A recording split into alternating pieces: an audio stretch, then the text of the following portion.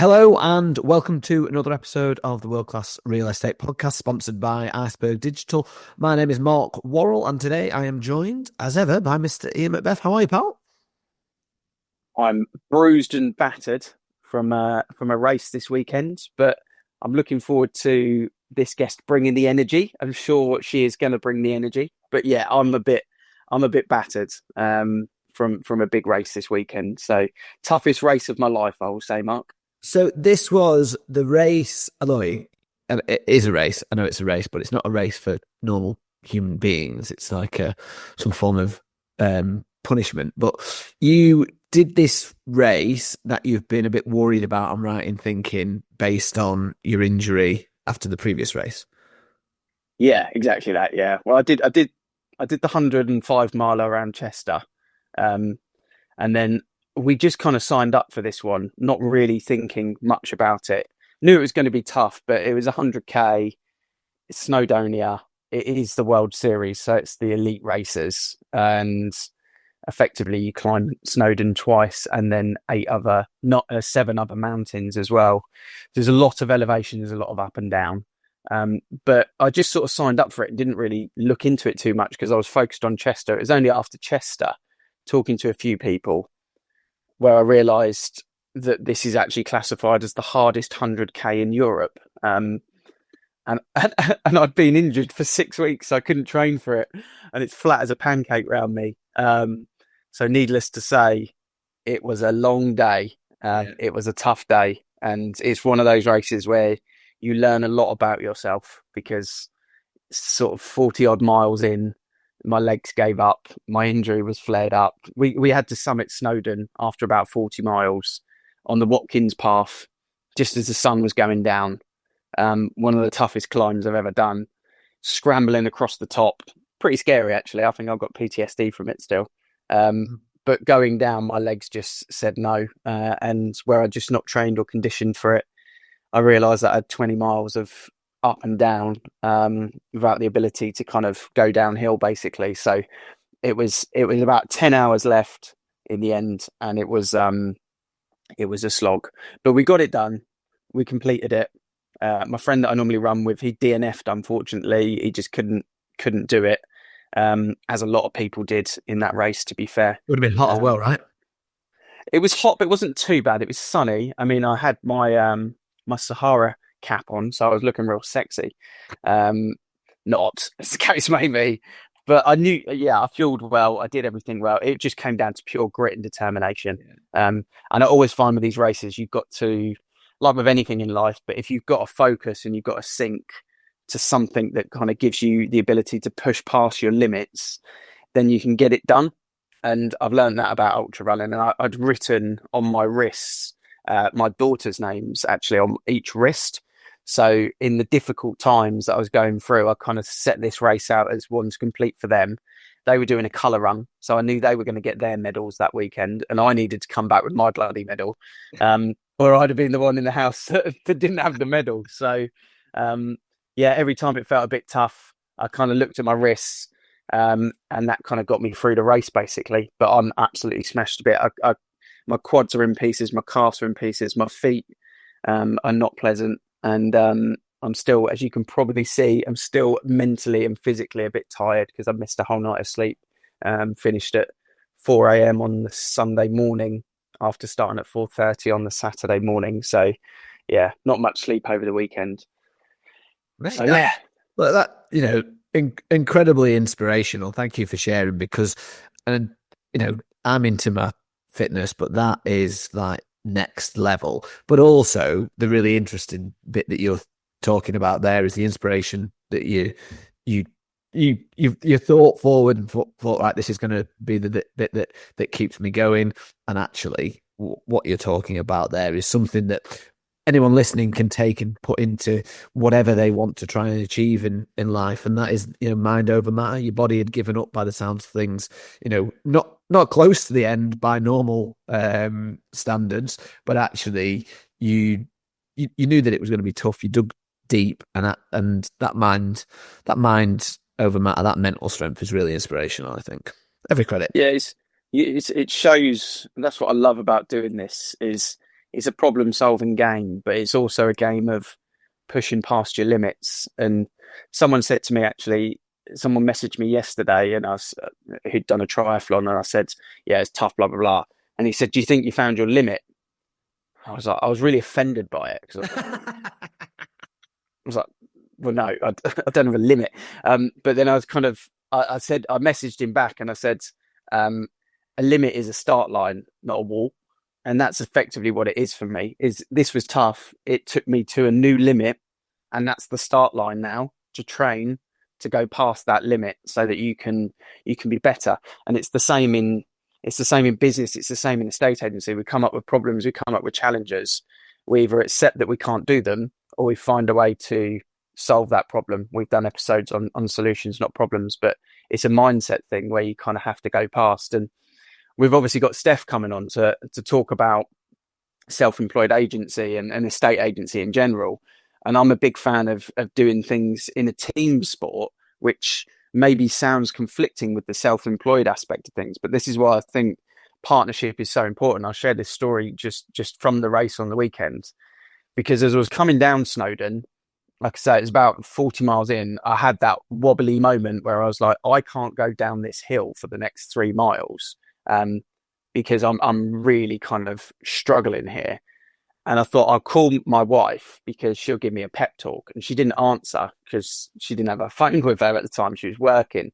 And it was really emotionally damaging for me at that point. I was a bit welled up, actually. I was like, I don't know how I'm going to do this. Yeah. And there's another guy that I've been seesawing with, that we'd been having a bit of banter with. He was in front, I was in front. It was called Ian. That's why we were having the banter. There's not a lot of Ians out on the mountain at that time, let me tell you. It's funny because people then they cheer you on when you're down. They were going, 2 Ians. And we were like, well, go on the Ians. Anyway, so he came down Snowdon and sort of went, oh, you're right. Because we'd kind of seen each other for the last 10 hours. And he just had a wobble at the top of Snowdon. He got all dizzy. He'd called his wife. He'd had a good cry on the top of Snowdon. And as he was coming down, he was ready to tap. And I wasn't ready to tap, but I was talking myself into it. We had a little bit of banter with each other, and we said, well, look, my mate's quit. His mate had quit for their own reasons. We've got 20 miles left. We've got 3 mountains to climb. Let's just do it together. So let's just ramp in together. So we went to each checkpoint together. We climbed each mountain together. We went down the hill together. I was good going up, and he was good going down. And we kind of just worked together as 2 Ians. We crossed the finish line together. Never met the guy before. Had a massive cuddle. The bond that we've now got, I don't even know his surname. He doesn't know mine. We'll never see each other again, probably. Yeah. But the bond that we shared in that last 10 hours made that whole torturous experience so much more enjoyable, because we did it with another human. And it's amazing what you can do when you kind of actually, team up in the right way and get through something, because you don't have to do these things on your own. You can do it together. And that kind of shows in that analogy, anything in life, any walk of life, what you can do when you team up with the right people. Yeah. And we're going to talk today about personal agency, self-employed agency, no doubt. But one of my sort of viewpoints on estate agency in general is that it is a partnership. I always say we can't sell houses without you, Mr. and Mrs. Client, because obviously we won't have any houses to sell. And you might be able to do it yourself, but you'll probably get a much better result doing it with us. So it's a partnership. I'm not here, I have to say, I'm not here to be your best friend, but to be your trusted advisor, having conversations with you, as you would have done with Ian at some point. It wasn't all, smiley, happy, clappy stuff, but actually sometimes I bet it was a bit, right, dig deep, this is what you've got to do. Our job is to tell clients that what they need to hear, not what they want to hear, I think, at times. And I think you can really do that if you have a proper bond and a proper partnership. I think estate agency that's a big part of being a good estate agent, in my opinion. So I was going to say, and not just with the clients, but also what we sometimes forget is one of the most difficult parts of our job is getting a property to go from under offer to exchange. Yeah. The first part is relatively easy, in reason. The difficult part is when it gets to the chain, when it gets to multiple moving parts to it. the better the quality of estate agency up and down the country, the better our chains are, because each chain is only as good as the weakest link. Yeah. And the more that we work as a team, and we've got Steph coming on to talk about talk. I would love more chains where you've got, if we've got Moving Works, Avocado, and Talk in a chain, we know we're going to have a pretty strong chain because we've got people that care. When the problems come in is when we've got Strike in the chain, or something of that nature. Where you're like, I know that's a problem. Yeah, that's an issue for my seller. It's not their fault, but they want to buy that house through that agency, and no one's going to be able to speak to them. So it's how strong is the chain together. and I wish in situations like that we could talk about choosing your professional partners carefully. So that's solicitors, mortgage advisors. We can have an influence into that. You can't control who's up or below you in the chain, but actually I almost wish clients did know that those conversations in that estate agent office, if you've got 2 offers and one's got Strike in the chain, doesn't matter where it is, or any other. You're right, it's probably not fair just to talk about one business. Anyone of that sort of nature where you can't speak to them, estate agent or solicitor, by the way, then that offer is being viewed very differently than if there isn't somebody like that in the chain. I think you're right. It's really important that we choose our professional partners carefully when we possibly can, because there isn't always that choice. But let's dive in and get Steph onto the pod. I wanted to invite her on because I've seen a lot that she's been doing on social media. Obviously, the agency is growing, and they seem to have big plans for the future. Knowing her, I think we probably should put a bit of a warning on this before we do jump in. If you are listening with any children, this might not be the best episode. There's a few F-bombs in there, and some choice language I would think coming up. So please divert any little ears if they are. But should we dive in and introduce Steph? Do it. Yep, let's go. Good morning, Steph. Welcome to the show. How are you? Yeah, good. How are you? Yeah, we're doing well. A few little tech issues this morning, but we're looking forward to a good conversation. How about yourself, Mark?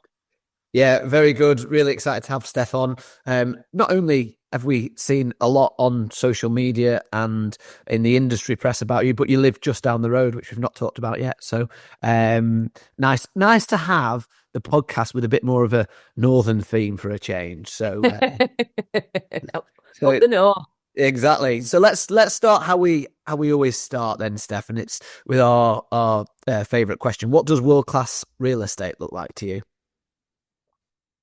For me, it is one truly experienced individual holding that process in their own hands from start to finish, thinking about one singular outcome, and that is helping somebody move home, dispose of their asset, whatever it might be in that particular set of circumstances, with complete transparency from start to finish.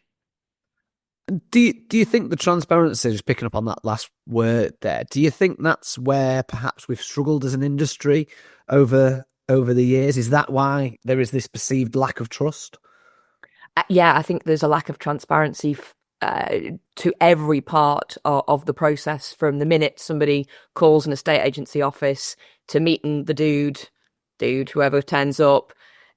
I think the whole thing is completely broken within the conventional format that exists, and certainly within the format that the vast majority of people experience when selling their home. Went to see a client yesterday. I am still on the cold face a little. Told the house was worth 1.25 and that it'd sell within weeks. The house is probably 850. Wow. So I said 1 million to be nice, because I'm not going to take the business. and the woman's face is just, she's aghast. She can't move at 1 million, let alone the 850 that it would probably take to actually sell. So the last 3-4 months of her and her husband planning the next stage of life that they believe is going to happen is so far removed from what will actually end up being the case that, oh, God, it's a bit early to be on your soapbox this much. We're off and running. I like it. You just think, what a shit business model. what a shit business model. It just like makes no sense. Let's just have a load of nice looking houses that are never going to fucking sell, sat on our CRM on Rightmove and waste everybody's time. It's befuddling. I just don't get it. Don't get it.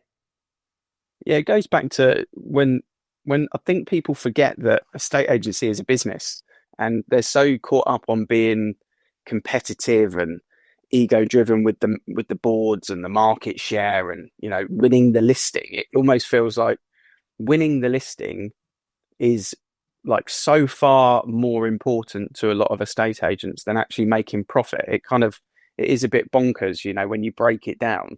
But I wanted to talk. Sorry. Go on. I was just going to say, and that's why I think the rise of self-employed or, you know, owner-operated scenarios is going to be so important, as long as those owner-operators aren't just trying to recreate what already exists. We're seeing that happening in the self-employed world now. You know, they've joined XYZ brokerage, probably because it's a cheap link to Rightmove, so on and so forth. They start doing too much volume. They're probably not charging the highest of fees. And so then they bring in a neg and a viewing clerk and a this, that and the other. And, you know, then they get an office back on the high street again. Well done for that. That makes a load of sense. For me, the personal agency bit, and again, that is whether you are a solo independent, you know, owner operator, whether you're part of a brokerage that truly is about personal agency, not just self-employment. I think it's the only piece that can change this. Do you think, with that in mind, going back on what you said about world-class, the outcome, I'm interested to sort of maybe touch on that a little bit more, because there are so many things for estate agents to focus on, especially if you're in a traditional model. I mean, I was an MD for 10 branches, and, you know, we're trying to focus on conveyancing leads and viewing conversion rates and market share over here and market share over there and attrition rate over here. And then maybe we might sell a house. And then we've got to work in the pipeline conversion. Oh, and then we've got a fall through issue. So then we're blaming the after sales lady because the fall throughs are too high. But she's great, so it must be the conveyancer. But then we asked for that conveyancer because they gave us 400 quid. Like, it all just, the whole thing is a little bit kind of crazy with all these things in the air, when actually just focus on this seller just wants to move and buy their next home. Let's just do that, right? I think we massively... Well, yeah, and I will boil down to conventional agency. And look, you know, like yourself, I was a conventional agent for many, many years. I come from a family of the buggers. My uncle still has a shop on the high street. You can imagine Christmas dinner is very interesting, or really boring, because all we ever talk about is estate agency. But anyway, I think it's massively overcomplicated because it's this sort of arbitrary KPI-driven spreadsheet business that actually has nothing to do with that end goal. And that end goal is the disposal of that asset or a family moving home, up, down, sideways, whatever it might be. And, you know, I think there's lots of things that you can tag on. You know, controversially, I am actually a fan of getting a referral fee from a great conveyancer. Asterisks against the great. And I think there's lots of layers that can be added on once you just perfect from start to finish, knowing that it isn't going to be perfect, but what should that process in an ideal scenario look like? Because lots of what happens is going to be the same.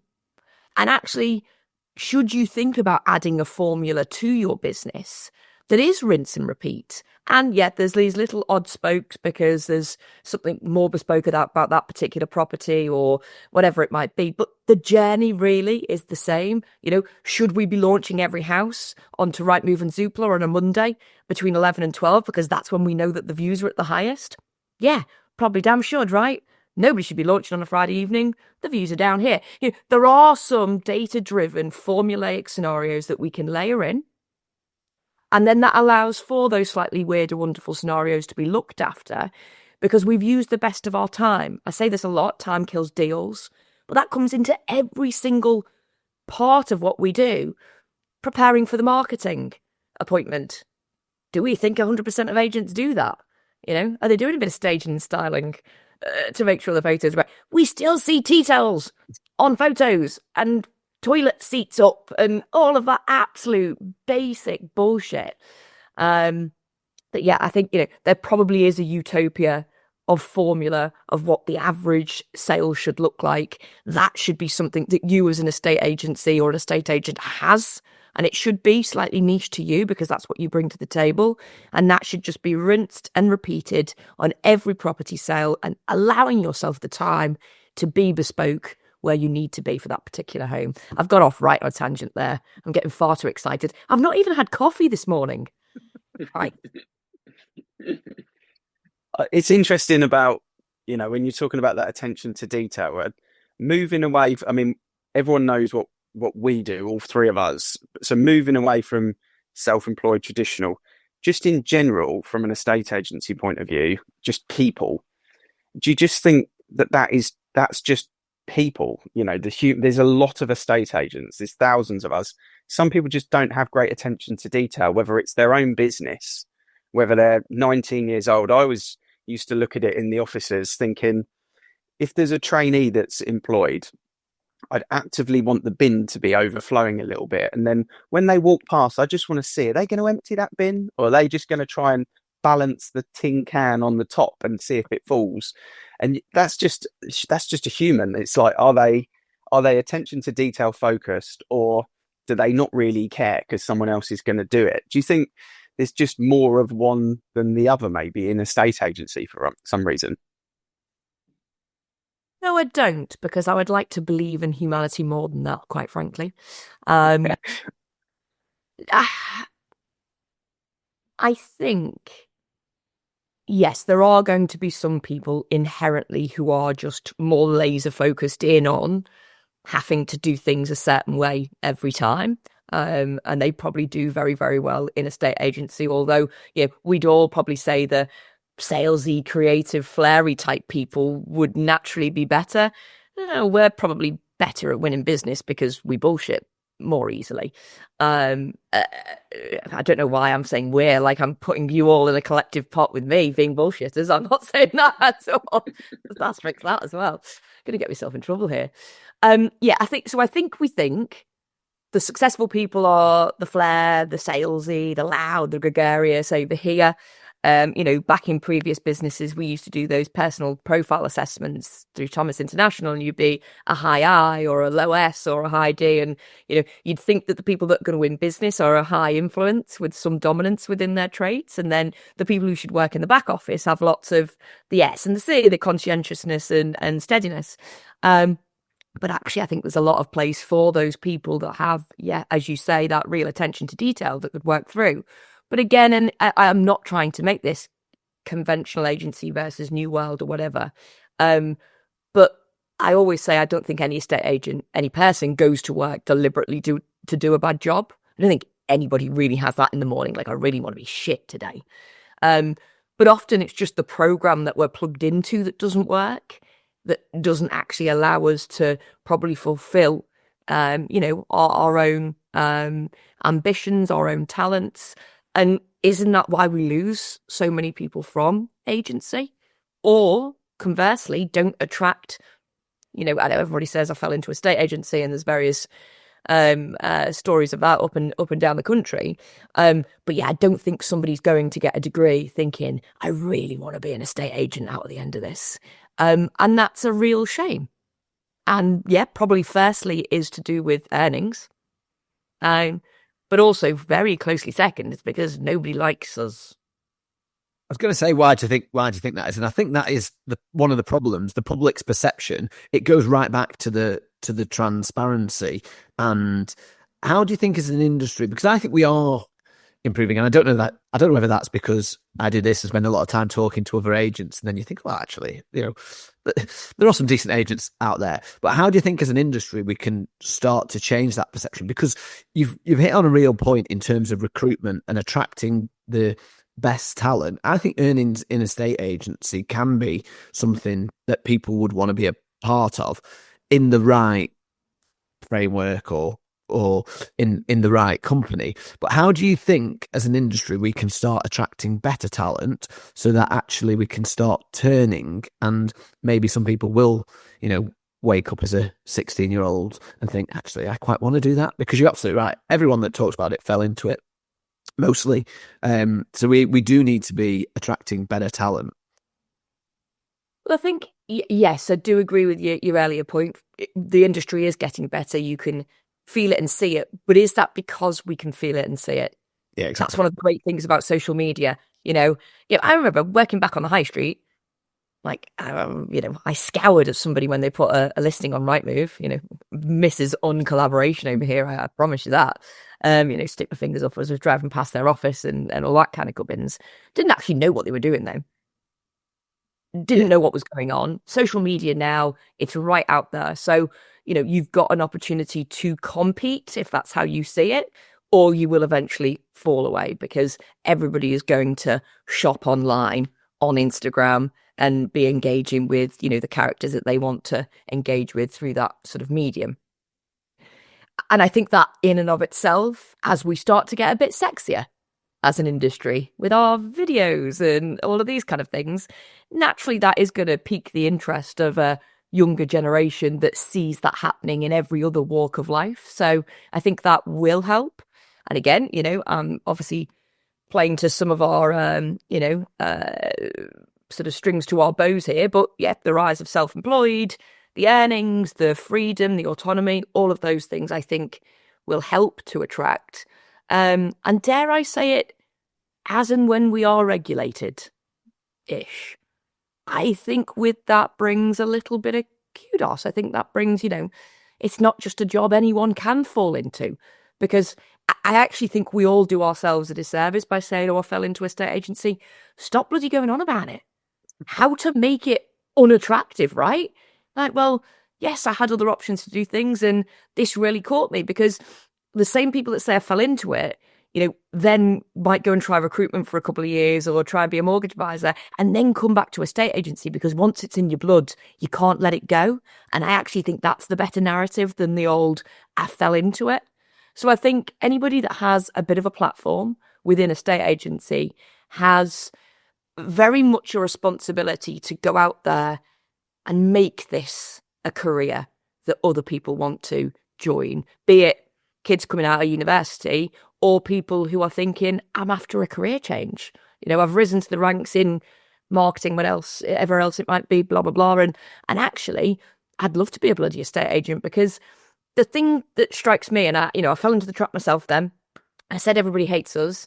But on the other hand, I had a barbecue at the weekend.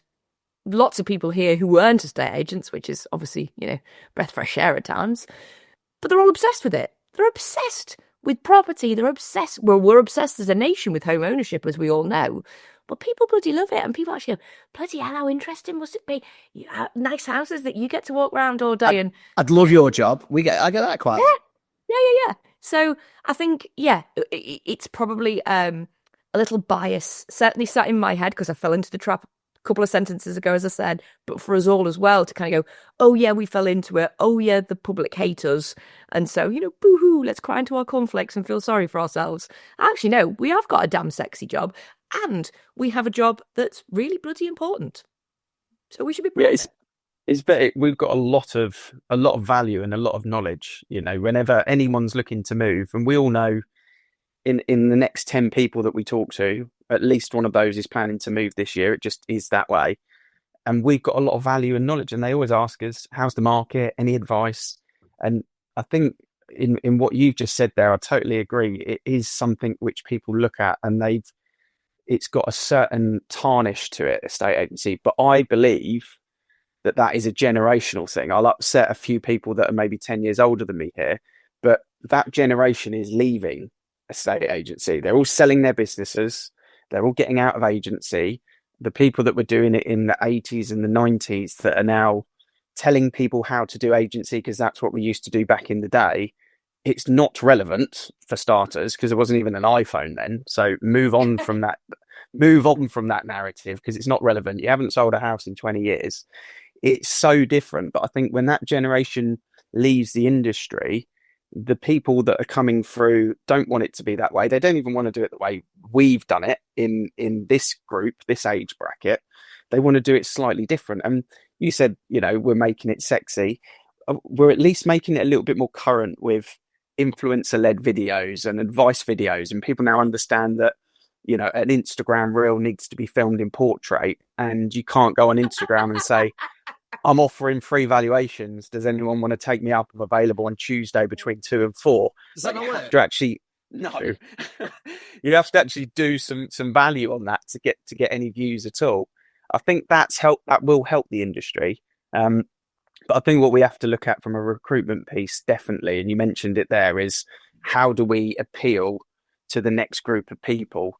And that doesn't mean I started at 19 on 12 grand a year, dropped leaflets for like 3 months. So I think I went through 2 different pairs of shoes. So, it has to be different to that. But I think the right group of agents in the country, and I see it, they understand that, and hopefully that will make our industry better. And we've got the power that AI is coming in to make our businesses more cost effective, because a big part of the problem is estate agents can't afford enough training because they're spending so much money on all of the magpie effect prop tech that's out there that we don't need half of it anyway.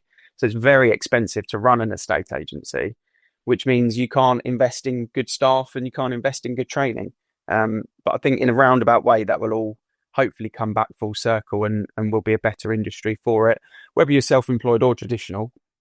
But obviously I'm biased. And I think a stat from Mr. Watkin that came out yesterday as well shows that the data is now showing that, and I'm not going to champion self-employed here, but the data is showing if you're a self-employed agent and you're dealing with it all the way through from start to finish, you're eradicating the communication issue, you'll get a better outcome, you'll get a better result.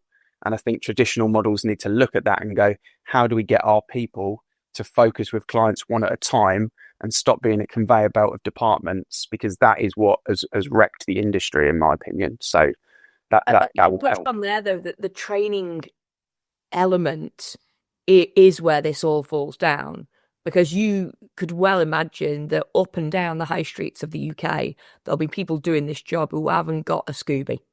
Scary. And that's not their fault. That is not their fault. Again, it's that program they've been plugged into from that business. And I actually think that must be really scary. Because these are emotionally charged conversations that we're having on a day-to-day basis, whether you can do the job really well or not, right? And these are, in some circumstances, hundreds of thousands of pounds on the line for people. I'd be scared shitless going into some of those conversations if I didn't know what I was talking about and wasn't a bit of a bullshitter at times. I can think on my feet quite quickly.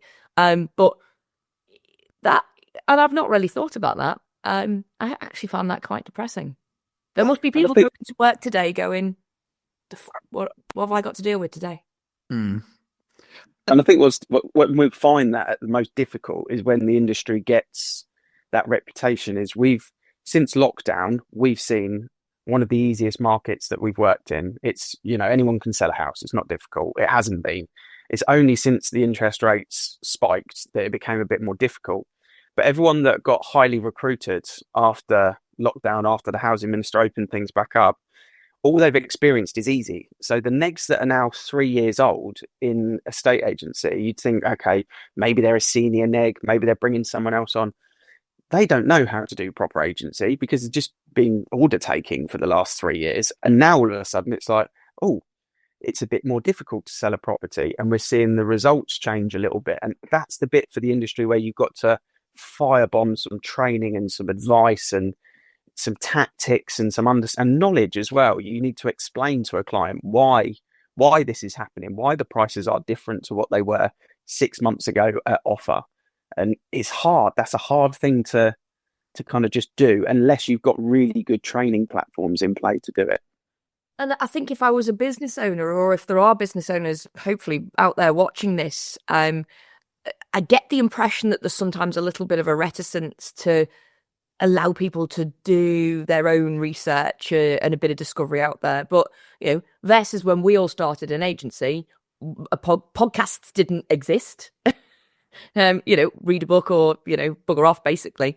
And we probably didn't have many of the sort of, real estate coaches having written their books at that point. There was probably Gary Keller's one thing, and that was probably about it. I don't even know when he wrote that book, actually. But don't be scared to let your negotiators and your listers out there into the big bad world.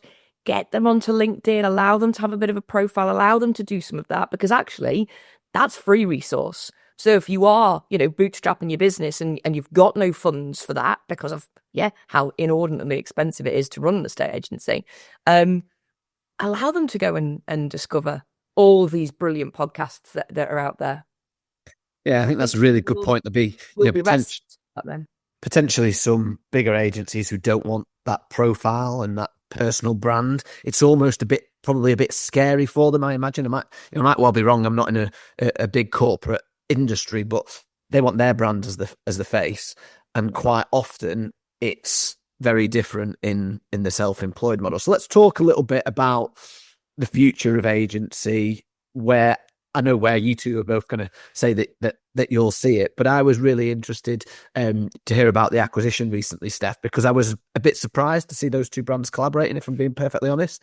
So can you talk to us a little bit about that and where you see the future for the industry and how you think maybe the high street looks? So I believe in the next 5 years that a good 50% of transactions will involve a personal or self-employed estate agent. I do always make the distinction. I believe that every personal estate agent is self-employed, but I don't believe every self-employed estate agent is personal, for the sort of things I said before. Mm-hmm. I absolutely still believe that there will be a place for high street agency, but I hope I see it in this really sort of niche boutique style. So yes, you've retained a lovely shop on the high street, probably sell some coffee from it as well, because the markup on coffee, why not? It would make a load of sense. But you're specializing in a particular location, probably a particular clientele or style of home or level of the market, and you just really go out there to smash being the best at that. And I think there can be then places for the real personal element. A number of lovely independents. I'm talking like here, like the corporates are just going to poof and go away. That's not, but essentially they then become the Purplebricks, right? So they get the investor properties, they get the clients who want to pay $1,000, and that's where they live, and they are a factory farm. And it allows the rest of us, the independent operators, the personal agents, the self-employed guys, to take the bulk of the transactions in the space where you've got clients willing to pay a really good fee for a really great service. And that then becomes the bulk. And, did PB back in the day think they were going to get to 10% market share, maybe more? Absolutely. Stalled around 6, I think, in the end at the height. That's the market there that do want to sort of self-serve a little bit, pay a cheap fee. They're not going to go away. That's who the corporate should concentrate on, because they're built to factory farm that crap. So that would be my utopia. I'm probably 50% right, and unfortunately, the great independents on the high street will still be fighting over with the corporates, I think, is what's going to happen. So you see it as becoming a very specialist market, whereby personal agents or whatever brand or type of agent you want to class yourself as, but you start focusing in on various niches in the market. Well, not various niches, but you have various agents focusing on various niches. Well, you have one niche, and so if you become the agent that sells bungalows in this area, I think everyone goes to you. Yeah, absolutely. I think it starts with people being hyperlocal. I think I say hyperlocal more than any other word that ever comes out of my mouth, or certainly for the last 18 months anyway. I think the issue everybody has, even if they are self-employed, office, what have you, we've got this scarcity mindset. We live in this, I need more, rather than looking what I have got and saying, how can that be more without the volume element taking place? And the first lever that you can pull is fees. Like, I don't know why you'd want to sell more homes for a lower fee. Like, that's not enjoyable. Like, let's sell as few homes as possible for the very best goddamn fee, and let me give myself the time and space to make that a truly exceptional start to finish journey that I go on with that client. And I think you can start by doing that hyper locally, and don't be scattergun. Like, don't go and take that listing 15 minutes away. You don't need it unless you're going to charge something incredible, Like really make it worth your time. Make your time work for you. And then over time, if you really make yourself the go-to agent for a particular location, you then start really niching in. And I think there's the opportunity for most estate agents within their village or their town to quite quickly, over a 12 to 18 month period, become the go-to for that area, selling homes, not just houses. Because there are a lot of estate agents, but there's also a damn load of houses and all. And if you become in a very, very tight geographical area, the person that sells homes, not just houses, you've got a great little business. Yeah. But yeah, that's what I see. Job done. That's it. Easy. Completed it.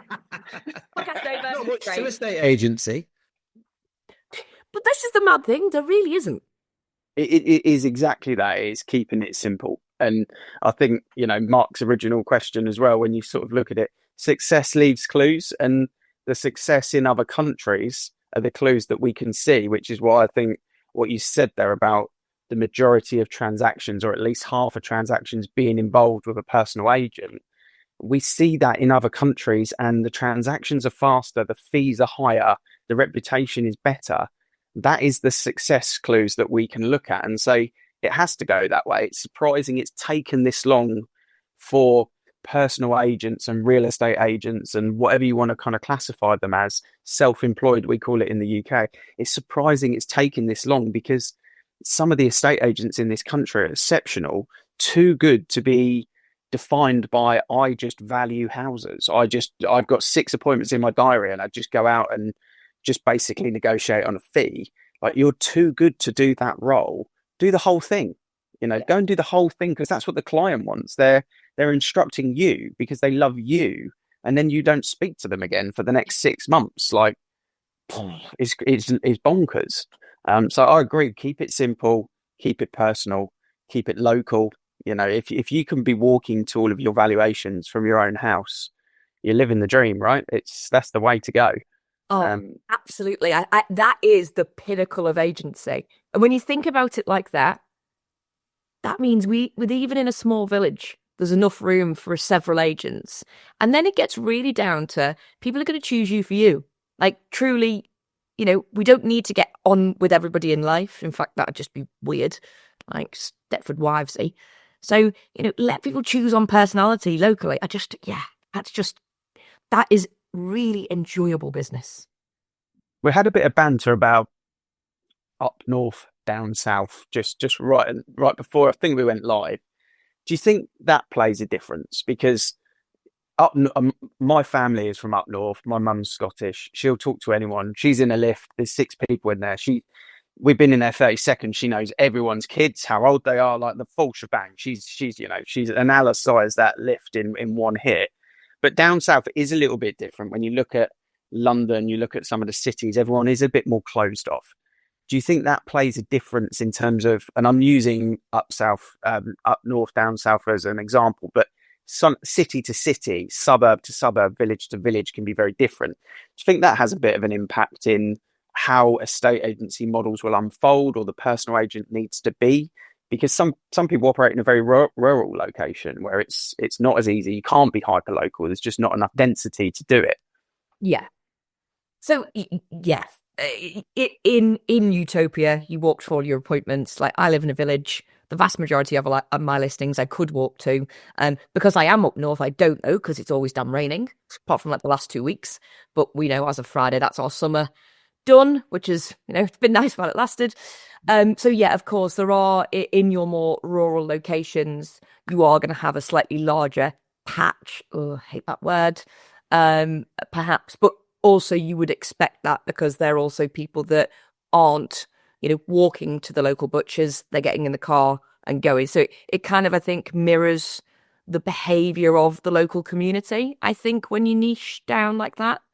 And also, and not quite to your point, but to your point, that's where I really enjoy the different brands within self-employed agency and those sorts of things. Again, sort of play into our scenario here, Ian, but brand plus personal agent for me is the absolute perfect combination. You know, British people love brands. That's why we shop at John Lewis and Waitrose. But if you walked into Harrods and walked into Lidl, you'd expect two very different experiences and you'd expect to pay differently. And I think being able to match a personal agent with a brand that then fits with their local community that they want to operate within is absolutely the perfect thing to do. And not every brand will work in every location. So I think a combination of all those things, but that's where it really truly is personal, because that's you as an individual saying, I know the people in my local community because I am one of them. I am living this life. And therefore I know I need to be this, this, and this to attract those clients within my area. Yeah, absolutely. What would be the bit of advice that you'd be giving to someone that's thinking, let's say they're looking to get into a estate agency and they're going to go to a corporate, a large independent, you know, that's just the route in that they've gone with their CV. And then in the same breath, someone that's done that, they've done 5 or 6 years and they're thinking, actually, maybe now I'm going to take the route of starting my own business in a brokerage. What would be those two different bits of advice that you would kind of give to those agents before we wrap up? Yeah, so I think if I was starting out in agency, I would go to a corporate, definitely, because I'm going to get some semblance of training and there's going to be some generic protocols that I'm going to learn. And I think because there's that volume, I'm probably going to be exposed to a number of different clients over time. But I would be on the podcasts. I'd be buying every book off Amazon I possibly could. I would sponge every piece of information. And I'd also sign up to Agents Together. I'd get myself a mentor. I'd be following everybody on LinkedIn that speaks about estate agency, and I'd learn. And I'd probably do that for 2 or 3 years. I think that's probably the cutoff. If I'm at the point of 2 or 3 years, I don't care whether you've been a lister or not before. You could have just been an egg. You should be considering at what point you're going to start your journey into self-employed. You should be considering that straight away, as long as you've got an Instagram and a Facebook page and you're out there doing some video and making people in the local area know that you are an estate agent. Treat interviewing brokerages as finding the right business partner for you. It's not about the split, the cap, the monthly sub, the God knows whatever else. It's who you believe are like-minded and are going to be your ride or die business partner from now until forever. And that should be what your decision is made upon. Love that. Quick enough. No, love that. Perfectly put. Yeah, and I love how you've done the bits between getting experience and not getting experience. And thank you very much for this morning, Steph. It's been a chat that's been full of energy. I can't wait to meet you once you've had a coffee, if I'm being perfectly honest. Scary. Yeah, massive thank you for joining us. I'm guessing, you know, if people are interested in getting in touch, LinkedIn is where I've noticed that you're very prolific. Is that the best place to reach out? LinkedIn, or come and follow me, Steph_the estate agent on Instagram. Amazing. Thank you very much. A massive thank you once again to Steph Walker from the agency for joining us today. As I said there, Ian, I can't believe she's not had coffee. Loads of value and loads of energy. You can see why she's at that position in that business, because I imagine just very, very inspirational in that role. Yeah, it's the first time I've spoke to Steph, and great personality, great passion, great character, and yeah, really enjoyed kind of, you know, her open and authentic outlook on agency. Didn't hold back on, you know, her opinions, and I think that's great. That's what we want to see on podcasts and social media. We just want people to be themselves and be honest with how they feel, because the more people get off the fence, then the more shaking that we can do in the positive way for the industry. So there's some great advice in there as well. I loved, if we go back to her answer to the big question, you know, the question we ask everyone, what does world-class real estate look like to you?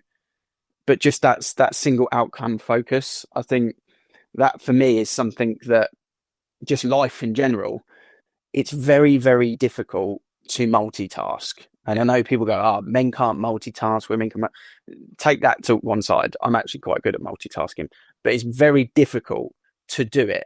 And I like to do an exercise in a training experience where you go, you can count to 30 very easily. you can do the alphabet very easily. But if you try and go 1A, 2B, 3C all the way through, it's very, very difficult, actually. And that is because we can't multitask very well. So when you really narrow down, like she said, to one focus and one outcome, everything's much simpler. And I think that's a really good message for people to take away. Yeah, I think the simplicity message sort of came through the episode quite strong. And I think we do as agents, we've been having conversations in our business recently, and we're probably going to go into a meeting very shortly where it's going to be a conversation. How do we simplify what we do? Because you can get so obsessed with doing stuff in agency that, might not help you get to that single outcome, or might not help your clients get to that single outcome. And actually, if you break it down, that is what it matters to them. And it's one of the challenges we have in this industry in terms of fees and what have you, because it's very difficult for clients to see the difference between their outcome with one agent and the other, because they can, they don't necessarily see the value that we can bring. So actually, if you have that real single focus, and I wonder how many estate agents actually go through the process of finding out what is the most important single outcome of a client. We might always assume that it's moving quickly, getting the most money, or whatever. It might be something completely different. I mean, most times the outcome is they want the new home. Yeah. And we're so focused on what they're doing with their current home that we forget that the only reason they're putting their house on the market is because they want a new one. Yeah. It's remembering what that outcome is. What are they trying to achieve? They're not trying to actually achieve a house sale. They just need to buy the next purchase. And we have to remember that that's the big motivation. 9 times out of 10 for people that are selling a home is they're selling because they're a buyer, and we kind of focus in on the sale because that's the bit we get paid on. And that's the outcome that we have to remember is people are moving, they're not selling. Yeah, and having been through the process recently, that's what I would say. That old house, as much as we loved it and brought the children up there, as soon as we saw the new house, that old house is a problem that we wanted to solve. Unfortunately, because of what we do, we were able to solve it really, really quickly. Could we have sold it for more? Potentially. Yeah, we might have done, but it might have made purchasing the new house more challenging, or it might not have come off at all. And as we're sat there now really happy in the new house, I think, God, we did that process really well. But there'll be loads of clients who have bad advice or make bad decisions in this process that actually they then lose that house, and then that's a massive problem. That single outcome then is not achieved in the same way.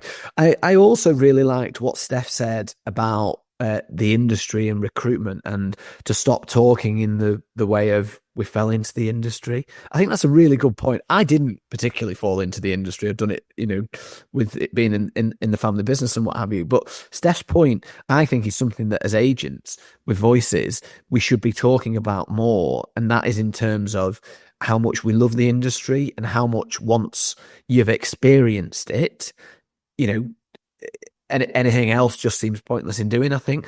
And that is something that I think is probably a result, or it might be people fell into it, but then once you've worked in a estate agency, it's a little bit different, and it can be very rewarding, and you get the competitiveness as well. And I think that's probably a really good point, that if we're trying to improve standards in the industry as agents, that's what we should be focusing on, and that's what we should be talking to, potentially the next generation about.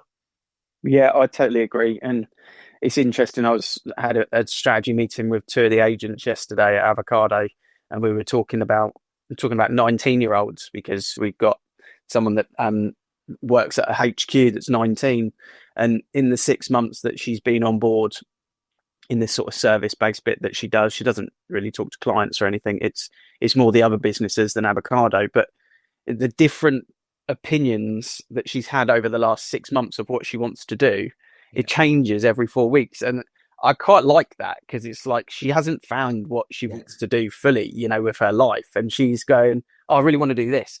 And then next week, I really want to do this. And then the next week, I really want to do this. She's so passionate and she's so keen, and she's such a great character, but she just doesn't know what she wants to do yet. And we kind of have to embrace that as estate agents. And if we want to get the next generation on board, we know we can't pay them the big gap that we used to be able to pay with a state agency because of how minimum wage has gone and commission and stuff like that. So now we have to just remind the world and the parents and the people that want to get into it what makes a good estate agent. Stop talking about why estate agency is so negative to the public and go, this is what makes a great estate agent. These are the characteristics that we want, and draw the good people in. And that's what we're looking for. Is we're looking for those personalities that, like we were talking about with the tea towels and the toilet seats up, strong attention to detail, things like that is such a great attribute to have as an estate agent. You don't want a blagger. You want someone who's really organized, because they won't miss a trick. There's a lot of moving parts going on in a transaction. So it's just calling out those personalities, I think, is really important for us. And I think that was a really interesting point that Steph made, actually, that it doesn't have to be a one size fits all. It doesn't have to be the loud extrovert that goes into a room and dominates it that makes a good agent. Maybe once upon a time it did, but now actually, if you look, some of the best agents that we've had on here, you wouldn't describe as extroverts at all. And actually, you're right. The thing that makes them the best is the attention to detail. I remember when I first met Michelle Gallagher, who at the time had been back-to-back best agent in the country, and we were driving over to Masterminds and said, what's the trick? Why do you think you've had success in these awards? And I always remember her answer. She said, I'm just boringly consistent. And like, that was Michelle being Michelle, but I thought that is a real lesson that we can learn as agents that we probably don't talk about. Well, we do like the consistent word, to be fair, but we probably don't talk about it as much as we could do. Yeah, because I think a lot of agencies are inconsistent. Yeah. Staff are moving around, things are changing, processes are changing, motivation's changing. We need more stock. Okay, overprice, drop the fees a little bit, increase the contract length. Okay, we need more deals. Right, go to town on vendor care. Boom, boom, boom, vendor care. Price reduction day. It's kind of we focus our shift and motivation and change because we are inconsistent with what we're doing. The market is inconsistent, so as a result, we kind of sometimes do that. But the best agents stay consistent with their purpose, their morals, their communication skills, and their messaging, and that's a beautiful place to kind of sit. Basically, is that consistency. So yeah, totally agree. Really good episode. I think people will have enjoyed it. I think it's probably something that we sometimes talk about self-employed, we talk about traditional, we have different agents on, but this was an episode where we were less talking about self-employed and talking about the future and things that can make the industry better. So always a good episode when we're on those topics. Yeah, absolutely. Yeah, massive thank you once again to Steph for joining us, and thank you to Iceberg for sponsoring the podcast. If you have enjoyed today's episode, please share it out on social, share it with colleagues. I'm Mark Worrell. Here's Ian Macbeth. Thank you very much for listening. We'll see you again next week.